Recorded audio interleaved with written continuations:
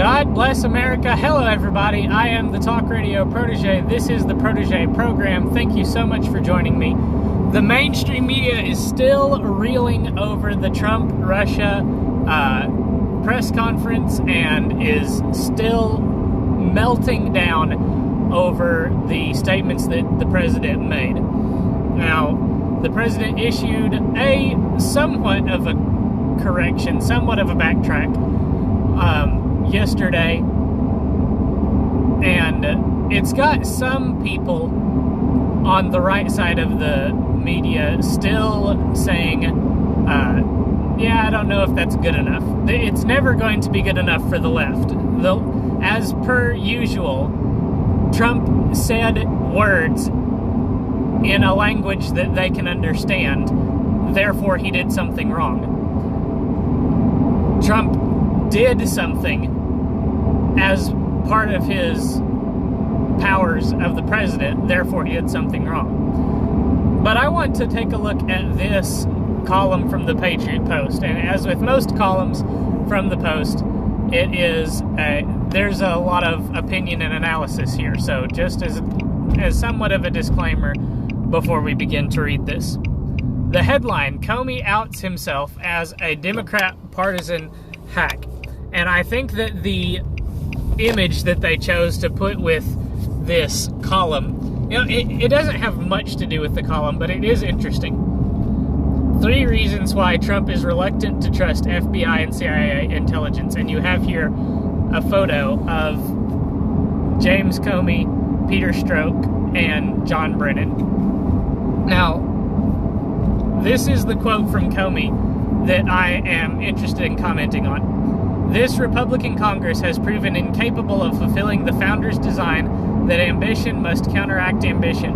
All who believe in this country's values must vote for Democrats this fall. Policy differences don't matter right now. History has its eyes on us, declared disgraced former FBI Director James Comey Tuesday evening. Now,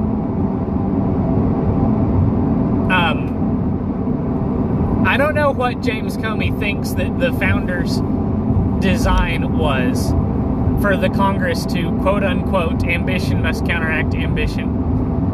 Maybe that's worthy of going and doing some research on. As a matter of fact, through the magic of video editing, I'm going to look up this quote, and when you come back, we're going to be talking about it. According to this Fox News article, ambition counteracting ambition is a quote from James Madison in Federalist Paper number 51. Madison was clear that he believed the legislative branch should be the most powerful area of government. It was ultimately the voice of the people. So, when James Comey says the founders intended for ambition to counteract ambition, apparently he thinks that apparently he agrees with James Madison that the legislative branch should be the most powerful branch of the government. So it makes me wonder why he exercised so much power over as his role in the executive branch.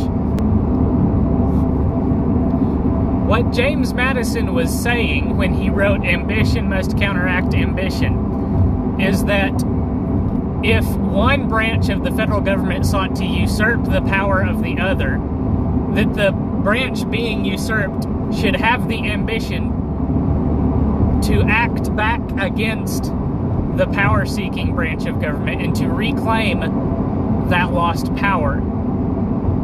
But as early as the first Supreme Court case, the executive and legislative branches of government abdicated a lot of power, a tremendous amount of power, when they simply allowed the Supreme Court to claim, we get the right of judicial review. We get that as part of our duties as a branch of the government. It's not in the Constitution, we're just claiming that we have this power.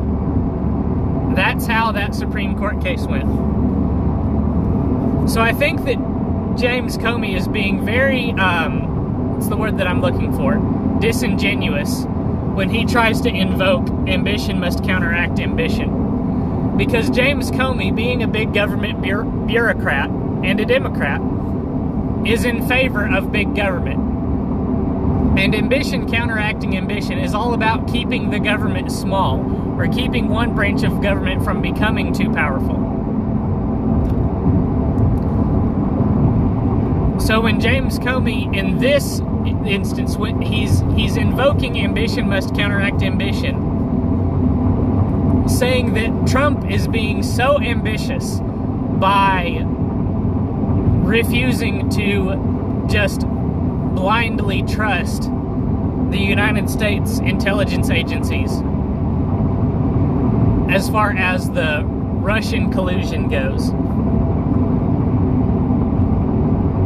This was a follow-up to his Monday This was a follow-up message to his Monday tweet in which Comey called on patriots to stand up against President Donald Trump, who he accused of treason for standing, quote, next to a murderous, lying thug and refusing to back his own country. Now, I've talked about Trump's statements on Monday. I pointed out what I thought were the less savory things that he said, the things that I thought he needed to clarify or maybe even walk back. And in yesterday's video, we talked about that walk back. And I said he picked the right statement to walk back on. And I can't remember precisely what I said in that video. At the time, I thought that it was a decent attempt to clarify his statements. I think that's an accurate representation of my opinion at the time. There are still some commentators from the right wing that are thinking that's not good enough, as I said earlier in this video. But as the writer of this column from the Patriot Post goes on to say, Comey had no problem with presidential overreach by his first boss, Barack Obama. Apparently, Comey is in need of some reminders. It was Barack Obama who was infamously caught on a hot mic in 2012 promising Dmitry Medvedev more flexibility after his re-election. It was Comey's favorite candidate, Hillary Clinton, whose illegal homebrew sewer might actually be more accurate than server, which contained classified information, was most certainly hacked by Russian agents, compromising U.S. security. Clinton and Russia also reminds us of the shady Uranium One deal in 2010, where Hillary Clinton was Secretary of State and orchestrated a deal that led to a Justice Department investigation for 4 years and inexplicably found no fault with the Clinton Foundation, even though the FBI uncovered evidence of Russian bribery. Comey is simply exposing, as the writer here notes, that he is a partisan hack. And this is not a surprise. It's no surprise that Comey, Strzok, and Brennan are not objective government agents in their capacity as FBI director, FBI agent, and CIA director. It is no surprise. This is not news that Comey wants people to elect Democrats to Congress, because Comey is a Democrat. Comey and all other Democrats that serve in positions of government power are Democrat operatives first, and servants of the public interest second. Evidence of this is Comey's actions as CIA director. Evidence of this is Peter Strzok's actions as an FBI agent. Evidence of this is the IRS woman who was pinned for the what's the word I'm looking for? The intense, overreaching scrutiny of conservative political action committees during the 2012 election cycle. There's no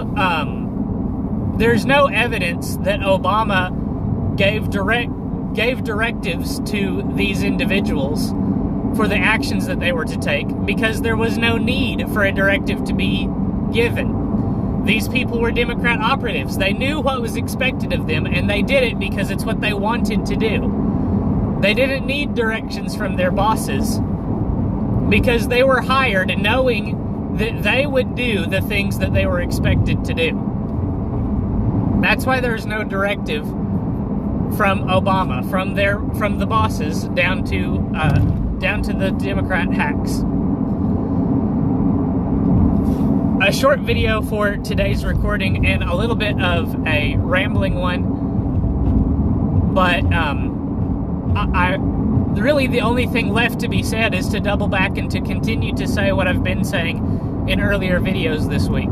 If you want some more context for what we're talking about in today's video, just look at the videos from earlier this week, from Monday and Tuesday, because all that we've been talking about for this week, since Monday, is the meeting that Trump had with Putin and the fallout over the statements from the press conference. So thank you so much for watching this video. I hope that you enjoyed. Leave a like if you did. Hit subscribe and hit the bell for notifications so that you don't miss future videos. Come back and join us next time. Until then, have a good night and God bless.